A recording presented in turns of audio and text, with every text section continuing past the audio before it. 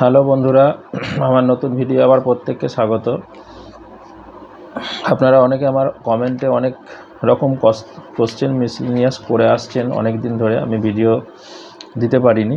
তো আজকে সেই সব বিভিন্ন কোশ্চেন যেগুলো আপনারা করছেন সেগুলোর আমি ছোট ছোট করে উত্তর দেব। যে কোশ্চেনগুলো উত্তর দেব সেগুলো হচ্ছে: 1 নম্বর, নতুন প্রাথমিক নিয়োগের নোটিশ কবে নাগাদ হতে পারে বা আসতে পারে। 2 নম্বর, নতুন প্রাথমিক টেটের নোটিশ কবে আসতে পারে বা 2024 টেটের নোটিশ। 3 নম্বর হচ্ছে 2023 সালের প্রাথমিক টেটের রেজাল্ট কবে বেরোতে পারে। 4 নম্বর হচ্ছে থার্ড কাউন্সিলিং কবে হবে, যেটা 2024 সালে নিয়োগ শুরু হয়েছিল। আর তারপরে হয়েছে 5 নম্বর, পরবর্তী নিয়োগে কত ভ্যাকেন্সি হতে পারে, সিট দিতে পারে, আর আবেদনকারী বা কত হতে পারে। এই রিলেটেড কোশ্চেনের উত্তরগুলো আমি আজকে ভিডিও দেব। যদি আপনাদের এই প্রশ্নগুলোর উত্তর ইন্টারেস্ট থাকে আপনারা দেখতে পারেন ভিডিওটা। তো ভিডিও বেশি লং করব না, আমি শর্টে উত্তরগুলো দেব। যেটা হচ্ছে, প্রথম হচ্ছে যেটা বলেছিলাম, নতুন প্রাথমিক নিয়োগের নোটিশ। আমি আগেও বহুবার বলেছি, আপনাদের আবারও বলছি, যেটা আমাকে অনেকেই কমেন্ট করেছিলেন বা বলেছিলেন আগামী 1 মাসের মধ্যে 2 মাসের মধ্যে আপনারা নোটিশ নিয়ে চলে আসবেন। আজকে 4 মাস 5 মাস পার হয়ে গেল। যাই হোক, আমার যেটা বলার বক্তব্য বা যেটা আনুমানিক বিভিন্ন পারিপার্শ্বিক বিষয়গুলো দেখে আমি আগে বলেছিলাম আপনাদের যে এবছরের শেষের দিকে হতে পারে, কিন্তু এখন যা পারিপার্শ্বিক পরিস্থিতি তাতে কিন্তু এবছরের শেষে হবে না। তার কারণটা কি, এর পিছনে প্রথম এবং প্রধান কারণ হলো 24-এ যে নিয়োগ, সেই নিয়োগের কাউন্সিলিং এখনও পড়ে আছে। এটা 1 নম্বর। 2 নম্বর, 2023 সালের রেজাল্টের ব্যাপার একটা এসে যাচ্ছে, এই কারণে আপনাদের এই নোটিফিকেশানটা বেরোতে একটু লেট হবে। এবং যেটা নভেম্বর ডিসেম্বর বলেছিলাম সেটা হয়তো জানুয়ারি থেকে ফেব্রুয়ারি বা মার্চ 2025-এর মধ্যে বেরোবে। এটা হচ্ছে ফার্স্ট পয়েন্ট। তার মানে 2024-এর শেষে যদি কপাল খুব ভালো থাকে ডিসেম্বরে বেরোতে পারে, কিন্তু বেরোবার চান্স কম। 25-এর মধ্যে আপনাদের এই রিক্রুটমেন্ট প্রসেসটা কমপ্লিট হওয়ার চান্স আছে, যেহেতু 26-এ একটা ইলেকশনের ব্যাপার আছে সেই কারণে। 2 নম্বর যেটা বলেছি, নতুন প্রাথমিক টেটের নোটিশ কবে আসতে পারে। নতুন প্রাথমিকের টেটের নোটিশ নভেম্বর বা ডিসেম্বরের মধ্যে চলে আসবে। তার কারণ হচ্ছে 2023-এর যে টেট হয়েছিল সেটার অলরেডি অ্যান্সার কি দিয়ে দিয়েছিল বোর্ড, যেটা জানেন যে 7ই মে 2024-এ দিয়েছিল, এবং কারো কোনো অভিযোগ জানাবার থাকলে সেটার একটা ডেট দিয়েছিল 10/5/2024 থেকে 9/6/2024, সেটাও শেষ হয়ে গেছে। এবং এই পরীক্ষাটা দিয়েছিল প্রায় 2,73,000 মতন পরীক্ষার্থী। তো এই অভিযোগগুলো এবার খতিয়ে দেখে আগামী হয়তো জুলাই বা আগস্টের মধ্যে আপনার 2023-এর টেটের রেজাল্ট আউট করে দেবে, এবং তার পরবর্তী পর্যায়ে ভ্যাকেন্সি আপডেট করে কত কি ভ্যাকেন্সি পড়ে আছে সেই অনুসারে নভেম্বর ডিসেম্বর মাস নাগাদ নতুন টেটের নোটিফিকেশান আসতে পারে। তো এটা ছিল 2 নম্বর। 3 নম্বর, টেটের রেজাল্ট কবে, যেটা বলে দিলাম অলরেডি যে 2024-এর জুলাই আগস্ট মাস নাগাদ আসতে পারে। 4 নম্বর যে পয়েন্টটা ছিল যে থার্ড কাউন্সিলিং কবে হবে। বারবার আপনারা আমাকে কোশ্চেন করছেন, আমি আগেও বলেছিলাম যে ভোট না মিটলে আর হবে না। এখন পারিপার্শ্বিক যা পরিস্থিতি তা থেকে বোঝা যাচ্ছে যে আপনারা যারা বিশেষ করে ওয়েটিং আছেন তাদের কাছে রিকোয়েস্ট করছি, তারা দ্রুত পর্ষদে গিয়ে তারা দেন, এবং পর্ষদকে বারবার যদি না বলেন পর্ষদ কিন্তু ঘুমাবে। দায়টা পর্ষদের নয়, দায়টা আপনার, চাকরিটা আপনার দরকার। তো আপনি যদি ঘরে বসে থাকেন তাহলে কিন্তু এটা 6 মাসেও হবে না। আর যদি আপনারা এটা পর্ষদকে লিখিত আকারে পর্ষদে গিয়ে অভিযোগ বারবার জানান যে আমাদের তাড়াতাড়ি নিয়োগটা কমপ্লিট করুন, প্রথম নিয়োগ অনেক দিন হয়ে গেল, তাহলে কিন্তু এটা জুনের লাস্ট বা জুলাইয়ের মধ্যে আপনাদের এই কাউন্সিলিংটা হয়ে যাবে এবং আপনাদের জয়েনিংও হয়ে যাবে। এবং আশা করছি পর্ষদও এটাকে ঢিলেমি করবে না, কারণ এটার জন্য অনেক কিছু আটকে থাকবে। সেটা টেটের রেজাল্ট, নতুন টেট, নতুন নিয়োগ, সব কিছু বন্ধ হয়ে থাকবে। আর প্রাথমিকের ক্ষেত্রে প্রচুর পরিমাণে নিয়োগ প্রতি বছরই করতে হয় বা করা দরকার। তো সেক্ষেত্রে যদি 2 বছর 3 বছর ছাড়া হয়ে যায় তাহলে কিন্তু সমস্যা হয়।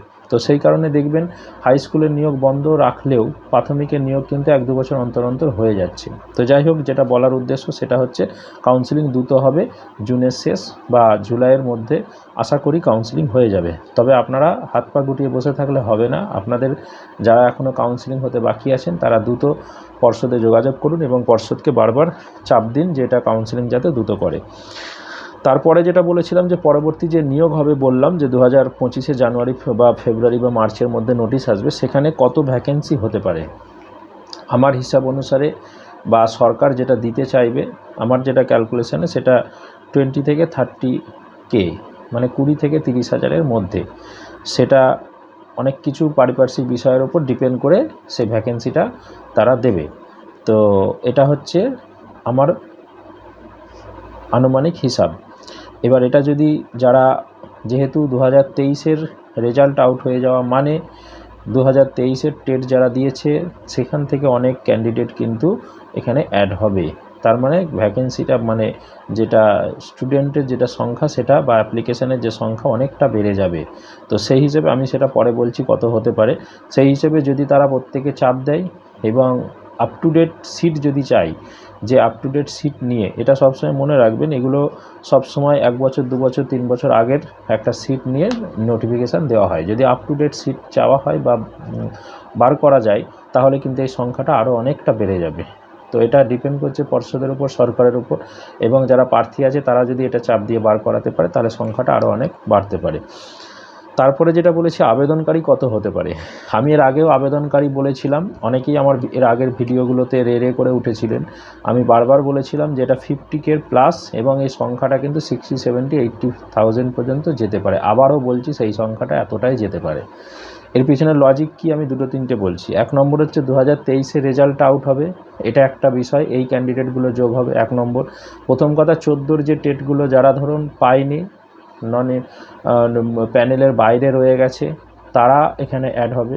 2 নম্বর হচ্ছে 2022-এর যে টেট আছে তারা অ্যাড হবে, 2023-এর টেট অ্যাড হবে, এবং এর আগে অনেকে যারা বিএড ছিল বা যারা টেট পাস করেছিল, ডিএলএড ছিল না, তারা অনেকেই কিন্তু এই রিসেন্ট 21-23, 22-24-এর টেটে তারা কিন্তু মানে ডিএলএড কমপ্লিট করে ফেলছে, সেই সংখ্যাটাও কিন্তু এখানে অ্যাড হবে।